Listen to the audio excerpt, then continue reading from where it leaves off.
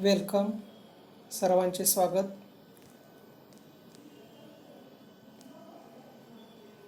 प्राकृतिक भूगोल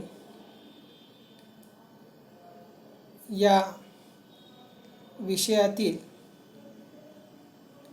branches of physical geography म्हणजेच प्राकृतिक भूगोलाच्या शाखा आजच्या तासाला आपण पाहणार आहोत. मी प्राध्यापक डॉक्टर अभिजित फटे आपलं सर्वांचं स्वागत करतो.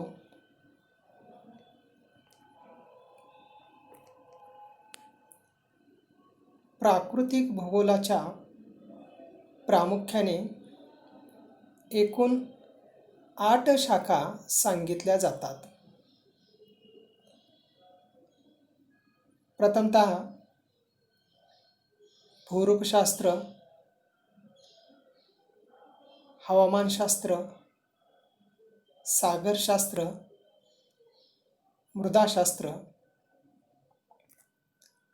खगोलशास्त्र, जैविक भूगोल, पर्यावरण भूगोल आणि जलशास्त्र अशा एकूण 8 शाखा आहेत.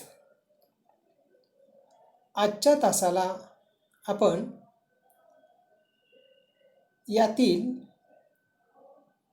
2 शाखा भूरूपशास्त्र व हवामानशास्त्र या 2 शाखेचा अभ्यास करणार आहोत.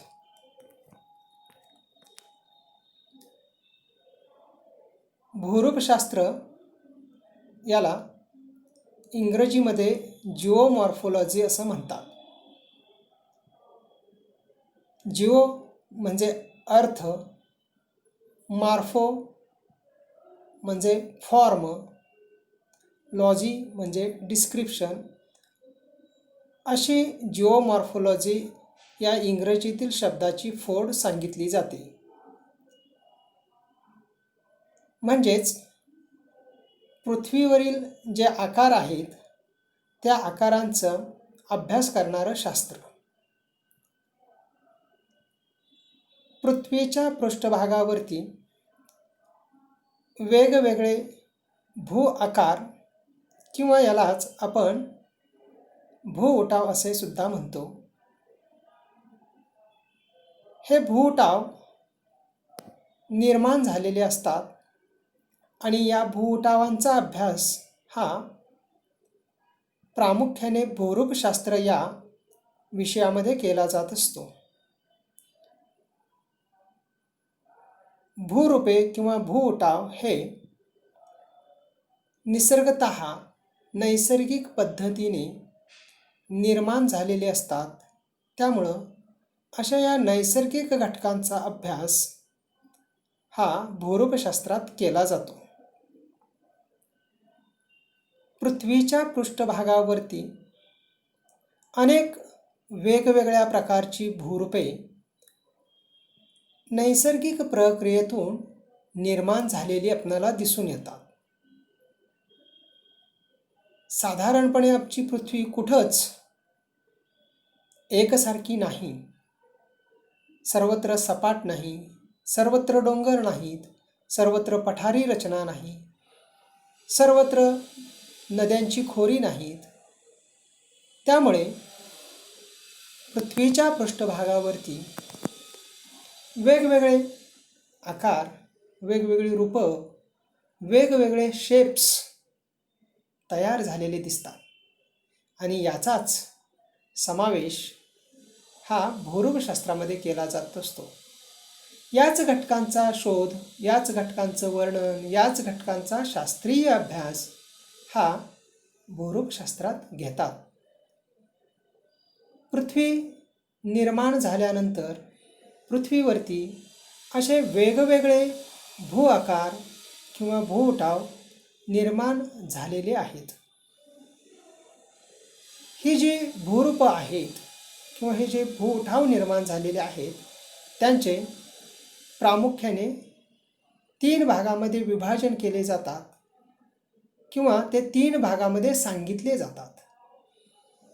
यालाच प्रथम श्रेणीची भूरूपे, द्वितीय श्रेणीची भूरूपे, तृतीय श्रेणीची भूरूपे असे म्हणतात. प्रथम श्रेणीची भूरूपे म्हणजे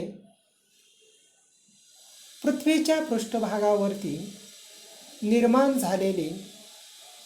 प्रथम निर्माण झालेली भूउठाव किंवा भू आकार. म्हणजे पृथ्वीची उत्क्रांती झाल्यानंतर किंवा पृथ्वी निर्माण झाल्यानंतर प्रथमतः पहिल्यांदा जो काही आकार, जो काही शेप निर्माण झालेला आहे त्यास आपण प्रथम श्रेणीची भूरूपे असं म्हणणार आहोत किंवा संबोधले जाते. पृथ्वीची उत्क्रांती झाल्यानंतर प्रथमतः पृथ्वीवरती आमच्या खंड आणि महासागर निर्माण झालेले आहेत. त्यामुळे खंड व महासागर ही प्रथम श्रेणीची भूरूपे आहेत. त्यानंतर प्रामुख्याने द्वितीय श्रेणीची भूरूपे निर्माण झालेली आहेत. यामध्ये भूभागावरती पर्वत, पठार, मैदाने ही द्वितीय श्रेणीची भूरूपे आपल्याला निर्माण झालेली दिसतात. म्हणजे खंडभाग तयार झाल्यानंतरच पर्वत तयार झालेले आहेत, पठार तयार झालेलं आहे, मैदान तयार झालेले आहे. त्या कारणाने यांना आपण द्वितीय श्रेणीची भूरूपे असं म्हणतो.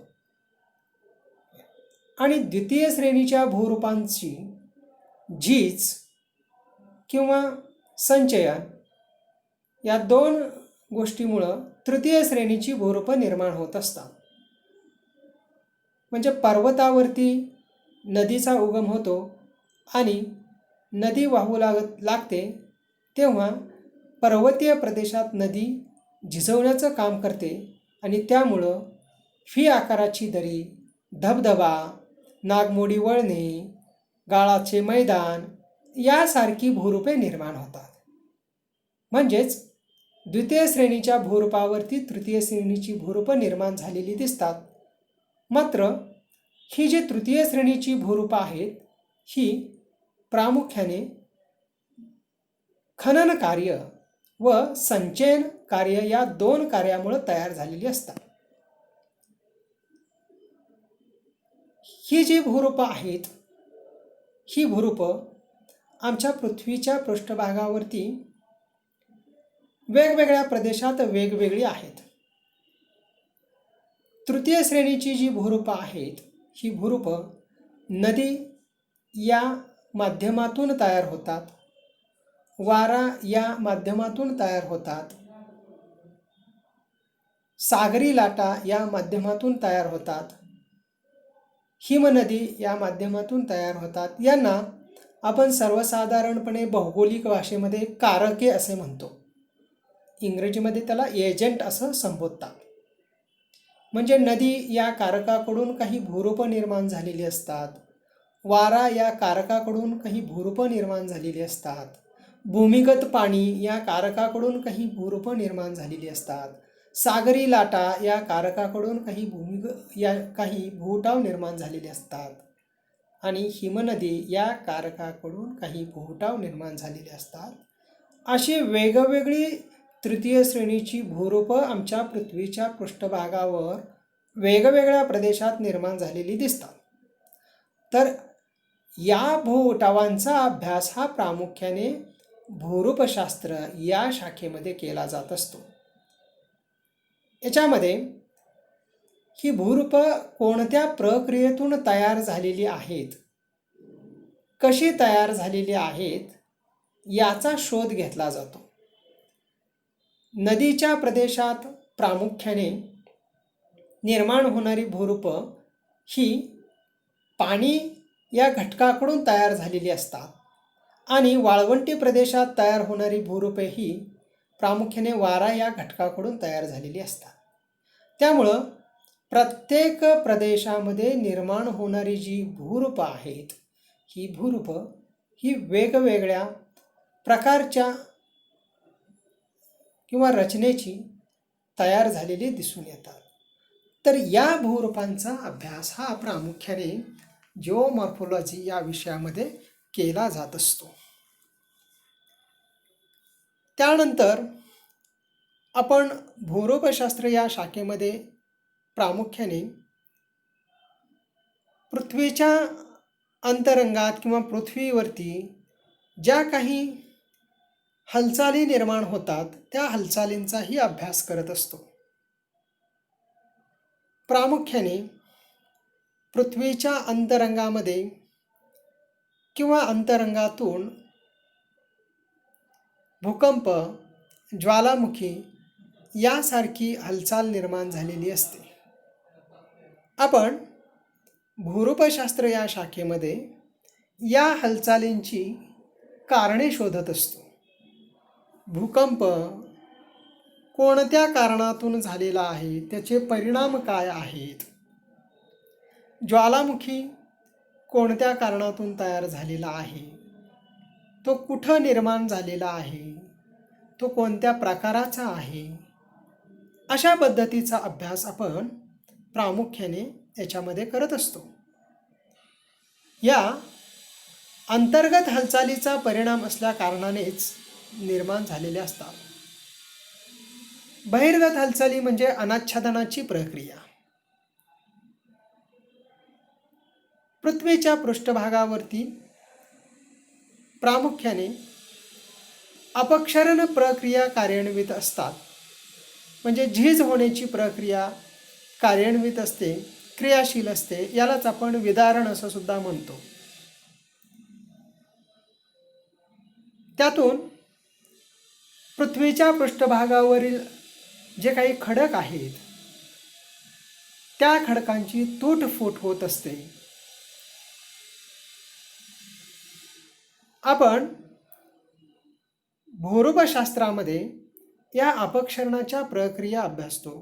पृथ्वीच्या पृष्ठभागावर ज्या झीज घडून येणाऱ्या प्रक्रिया आहेत यांचा शोध घेत असतो. भूरूपशास्त्र या विषयामध्ये भूरूपांशी निर्मित किंवा भूरूपांच्या संदर्भात काही सिद्धांत सांगितले जातात. त्या सिद्धांताचा अभ्यास हा भूरूपशास्त्रामध्ये केला जातो. उदाहरणार्थ क्षरणचक्र. अमेरिकन शास्त्रज्ञ W.M. डेव्हिस यांनी क्षरणचक्राचा सिद्धांत सांगितलेला आहे. त्यांच्या मते भूरूपे निर्माण होत असताना ते एका क्रमबद्ध पद्धतीने निर्माण होत असतात आणि त्यांच्या निर्मितीचा एक चक्र विकसित होत असते. प्राथमिक टप्प्यामध्ये निर्माण होणारी भूरूपं ही वेगळी असतात, प्रामुख्याने खनन कार्यामुळे निर्माण झालेली असतात. द्वितीय टप्प्यामध्ये निर्माण झालेली भूरूपे ही वेगळी असतात. खनन आणि भरण कार्य दोन्ही आपल्याला आढळून येतं. आणि तृतीय टप्प्यामध्ये प्रामुख्याने संचयन कार्य किंवा संचयन कार्यामुळे निर्माण होणारी भूरूपं आढळून येतात. अशी क्रमबद्ध भूरूपांची निर्मिती होते आणि तो प्रदेश शेवटी समतल प्रदेश म्हणून गणला जातो. अशा पद्धतीने क्षरणचक्र या संकल्पनेच्या माध्यमातून, या सिद्धांताच्या माध्यमातून भूरूपांचा कसा क्रमबद्ध विकास झालेला असतो हे स्पष्ट केलेले असते. भूरूपशास्त्र या विषयामध्ये आपण पृथ्वीच्या अंतरंगाची रचना सुद्धा अभ्यासत असतो की पृथ्वीचं कवच हे कशा पद्धतीचं आहे, पृथ्वीच्या कवचाची घनता किती आहे, यालाच आपण शिलावरण असं सुद्धा म्हणतो. या शिलावरणाची जाडी काय आहे, शिलावरणामध्ये कोणते घटक आहेत, प्रावरण किती खोलीवरती आहे, प्रावरणामध्ये कोणते घटक आहेत, गाभा कशापासून बनलेला आहे, म्हणजे पृथ्वीच्या अंतरंगामध्ये सुद्धा आपण डोकावून पाहत असतो, त्याचाही आपण अभ्यास करत असतो. असा पृथ्वीचं कवच, ते पृथ्वीच्या कवचावरती निर्माण झालेली भूरूप आणि पृथ्वीचं अंतरंग, असा शिलावरणाशी संबंधित असणारा जो काही अभ्यास आहे, तो अभ्यास प्रामुख्याने आपण जिओमॉर्फोलॉजी, भूरूपशास्त्र या विषयामध्ये करीत असतो. त्यानंतर दुसरी शाखा जी आहे क्लायमॅटोलॉजी, ही शाखा प्राकृतिक भूगोलाची एक महत्त्वाची शाखा आहे.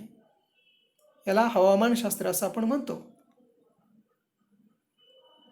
हवामानशास्त्र या शाखेमध्ये प्रामुख्याने पृथ्वीच्या बाहेरील बाजूस असणारे जे काही वातावरण आहे, त्या वातावरणाचा अभ्यास आपण करीत असतो.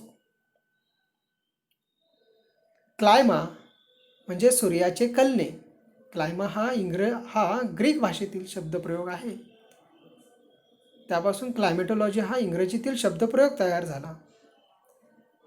क्लायमा म्हणजे सूर्याचे कलने. या सूर्याच्या कलण्यामुळे जी काही उष्णता कमी जास्त प्रमाणात येते, त्यामुळं वेगवेगळे हवामानाचे प्रदेश निर्माण झालेले आहेत. हवामानशास्त्रामध्ये आपण या हवामानाचा अभ्यास करीत असतो. पृथ्वीच्या सभोवताली वातावरण निर्माण झालेलं आहे. वातावरण म्हणजे पृथ्वीच्या चहूबाजूनी किंवा पृथ्वीच्या चारही बाजूनं असणारे वायूंचे आवरण होय, किंवा वेगवेगळे पृथ्वीच्या चारही बाजूनी जे वेगवेगळे वायू वेष्टिलेले आहेत, त्या वायूंनाच आपण वातावरण असं सुद्धा म्हणतो. वातावरण हे प्रामुख्याने वायू, बाष्प आणि धूलिकण या 3 घटकापासून बनलेलं आहे. पृथ्वीपासून हजारो किलोमीटर उंचीपर्यंत हे वातावरण आहे. परंतु हवामानशास्त्रामध्ये आपण हे वातावरण अभ्यासत असताना काही ठराविक उंचीपर्यंतच्या हवामानाचा किंवा वातावरणाचा विचार आपण करत असतो किंवा विचार आपण अभ्यासत असतो. वातावरणातील जे काही थर आहेत, तपांबर, स्थितांबर, आयनांबर, बहिर्मंडल, आयनांबरालाच आपण दलांबर असं सुद्धा म्हणतो. हे जे काही वातावरणाचे वेगवेगळे थर निर्माण केलेले आहेत, त्या थरांचा आपण अभ्यास करीत असतो. त्या थरांतील वातावरणाची वैशिष्ट्ये आपण अभ्यासत असतो. याच पद्धतीनं हवामानशास्त्रामध्ये आपण सौरशक्तीचाही अभ्यास करतो. पृथ्वीच्या पृष्ठभागावरती जी उष्णता येते ती प्रामुख्याने सूर्यापासून येते, सूर्याच्या किरणांच्या माध्यमातून येते. आणि त्यामुळं आमच्या पृथ्वीवरती वेगवेगळे तापमानाचे प्रदेश तयार होतात. सर्वत्र सौरशक्ती सारखी मिळत नाही, किंवा सर्वत्र सौरशक्ती सारख्या प्रमाणात वितरित होत नाही. विषुववृत्ताच्या प्रदेशामध्ये सौरशक्ती सर्वाधिक येते, तर ध्रुवीय प्रदेशामध्ये सौरशक्ती सर्वात कमी येते. त्यामुळे वेगवेगळे हवेचे किंवा हवामानाचे विभाग निर्माण झालेले आहेत. साधारणपणे आपण पृथ्वीच्या संदर्भात 3 हवामानाचे विभाग सांगतो. उष्णकटिबंधीय प्रदेश, समशीतोष्ण कटिबंधीय प्रदेश आणि शीतकटिबंधीय प्रदेश. हे प्रामुख्याने सौरशक्तीच्या वितरणाच्या आधारावरती हे विभाग केले गेलेले आहेत. उष्णकटिबंधाच्या प्रदेशामध्ये सौरशक्ती सर्वाधिक येते, त्यामुळं तिथं तापमान वर्षभर सर्वाधिक असते. समशीतोष्ण कटिबंधाच्या पट्ट्यामध्ये सौरशक्ती थोडीशी कमी येते, त्यामुळे इथे तापमान मध्यम स्वरूपाचे असते. तर शीतकटिबंधामध्ये तापमान अतिशय कमी असते, कारण सौरशक्ती अतिशय कमी येते. त्यामुळे आपण पृथ्वीच्या पृष्ठभागावरती किंवा पृथ्वीवरती जे हवामानाचे विभाग निर्माण झालेले आहेत, या हवामानाचा अभ्यास या हवामानशास्त्र या शाखेमध्ये करत असतो. सौरशक्तीचा अभ्यास आपण करत असतो. तापमानाच्या प्रदेशांचा आपण अभ्यास करत असतो. कोणत्या प्रदेशात तापमान सर्वाधिक आहे, कोणत्या प्रदेशात तापमान कमी आहे, कोणत्या प्रदेशात मध्यम स्वरूपाचा आहे. आमच्या पृथ्वीवरती दररोज जेवढी उष्णता येते किंवा जेवढी सौरशक्ती येते, तेवढीच सौरशक्ती ही पाठीमाघारी सुद्धा निघून जाते किंवा पृथ्वीकडून परत वातावरणात पाठवली जाते. आपण उष्णतेचे औष्णिक संतुलन हे हवामानशास्त्रामध्ये पाहत असतो. म्हणजे दररोज पृथ्वी सूर्याकडून जेवढी एनर्जी घेते, तेवढीच एनर्जी ती परत माघारी वातावरणाला पाठवत असते.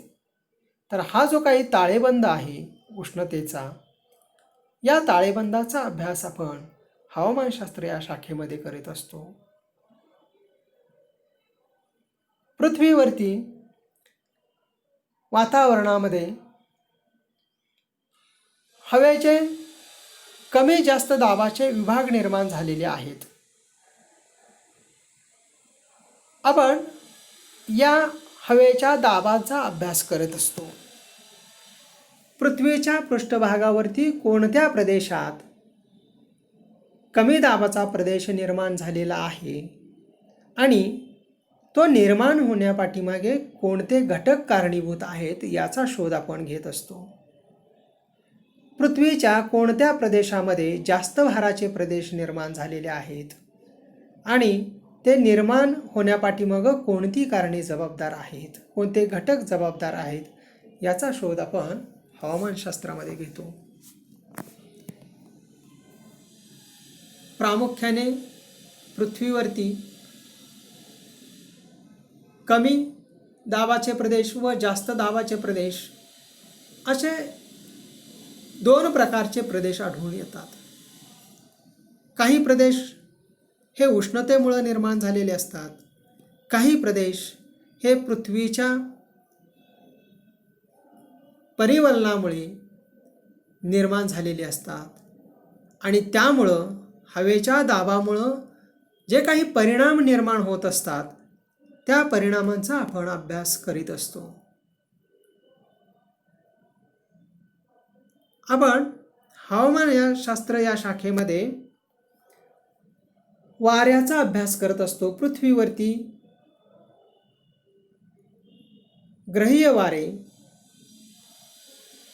जे आहेत, त्यामध्ये व्यापारी वारे, प्रतिव्यापारी वारे यासारख्या वाऱ्यांचा अभ्यास समाविष्ट असतो. याशिवाय स्थानिक प्रदेशात निर्माण होणारे जे वारे आहे, त्या स्थानिक प्रदेशातील वाऱ्यांचाही अभ्यास केला जात असतो. उदाहरणार्थ पर्वतीय वारे, उदाहरणार्थ दरीतील वारे, खारे वारे, मतलीय वारे, मोसमी वारे, भारताच्या प्रदेशात वाहणारं मोसमी वारं, याचाही आपण अभ्यास करत असतो. या वाऱ्यामुळे जे परिणाम होत असतात, विशेषतः पावसाचा परिणाम, पर्जन्य, ज्या वेळेला वारे समुद्राच्या पृष्ठभागावरून वाहत येते, त्यावेळेला हे वारे मोठ्या प्रमाणात बाष्प घेऊन येते आणि त्यामुळं पाऊस पडतो. विशेषतः भारतीय प्रदेशामध्ये मोसमी वारे या पद्धतीने पाऊस देतात. तर आपण हवामानशास्त्रामध्ये पर्जन्याचा अभ्यास करतो. आरोह पाऊस, प्रतिरोध पाऊस, आवर्त पाऊस, म्हणजे वातावरणात कमी दाबाचे प्रदेश निर्माण झाल्यानंतर चक्रीवादळाची परिस्थिती निर्माण होते आणि त्यामुळं पावसाची शक्यता किंवा पाऊस निर्माण होतो. तर हे जे पावसाचे प्रकार आहेत, त्या पावसाचा आपण अभ्यास हवामानशास्त्रामध्ये केलेला असतो. हवेतील हालचालींचा आपण अभ्यास करत असतो. हवेमध्ये वेगवेगळ्या हालचाली असतात, वेगवेगळ्या हवेच्या राशी असतात. त्या हवेच्या राशी सतत वातावरणामध्ये हालचाल करीत असतात. जेट प्रवाहासारखं वारं प्रचंड उंचीवरती वाहते आहे. ते हवेतील मोठी एक हालचाल आहे. या हालचालींचाही आपण अभ्यास या हवामानशास्त्र या शाखेमध्ये करत असतो. साधारणपणे आपण पृथ्वीच्या सभोवताली असणारे जे वातावरण आहे आणि त्या वातावरणातील जे काही बदल आहेत, जे काही आविष्कार आहेत, या बदलांचा आणि आविष्कारांचा अभ्यास हा हवामानशास्त्र या शाखेमध्ये केला जात असतो.